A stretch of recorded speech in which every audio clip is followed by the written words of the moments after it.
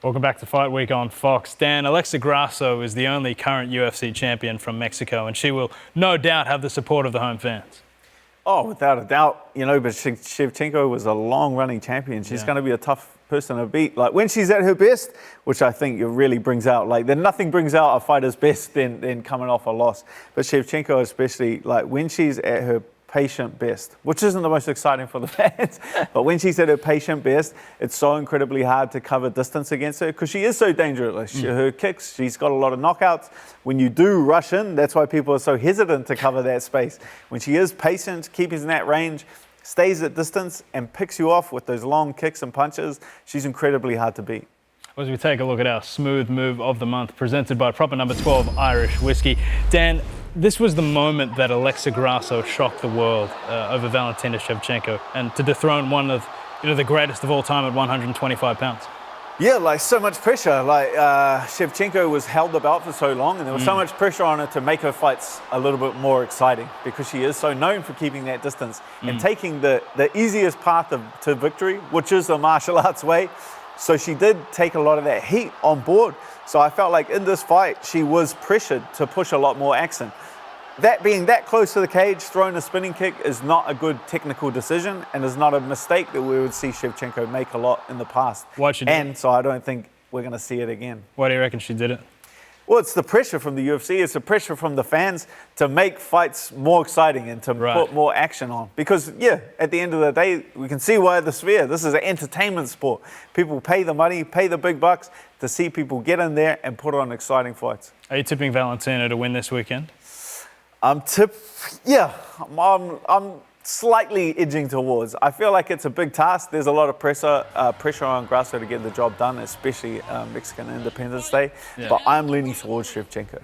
These two fighters have spent the past 18 months basically preparing for one another. It's been such a long rivalry. They've coached on The Ultimate Fighter together.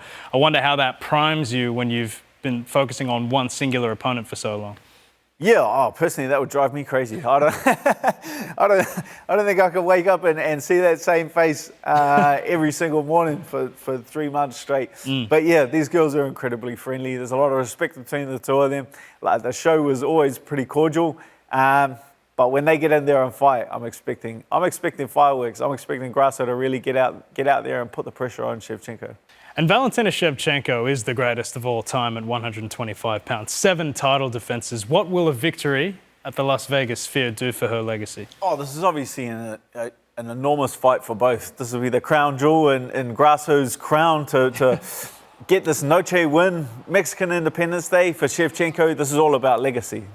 She built this division with her own 2 hands and feet. Yeah, exactly. As we saw with Jessica Eye, yeah. But yeah, this is about legacy for her. This is to cement her as one of the greatest female MMA athletes of all time. Do you believe she won that second fight against Grasso? Because if not for that 10-8 round that was awarded to Grasso, Valentina would be champion again. I think she very, very well could have, and this is her chance at redemption. Does Alexa Grasso's boxing figure into any of this? Because we know how good her hands are, but I mean, Shevchenko's advantage on the ground is something to be admired. I know that it's ironic saying that because Grasso submitted her in the first fight, but how do you see that stylistic matchup playing out? Yeah, well, in a lot of the fights, Shevchenko's kicks and the range that she obviously operates has been able to shut down Grasso's boxing. So obviously Grasso, I feel like, has a little bit more of the power advantage, but the kicking game that Shevchenko has from her hundreds of kickboxing fights has been able to negate that. Well, I can't wait for this matchup, Dan. Thanks so much for your time on the show. Thank you at home for watching. Don't forget, you can order the pay-per-view at mainevent.com.au. Enjoy the fights. We'll see you next time on Fox Sports.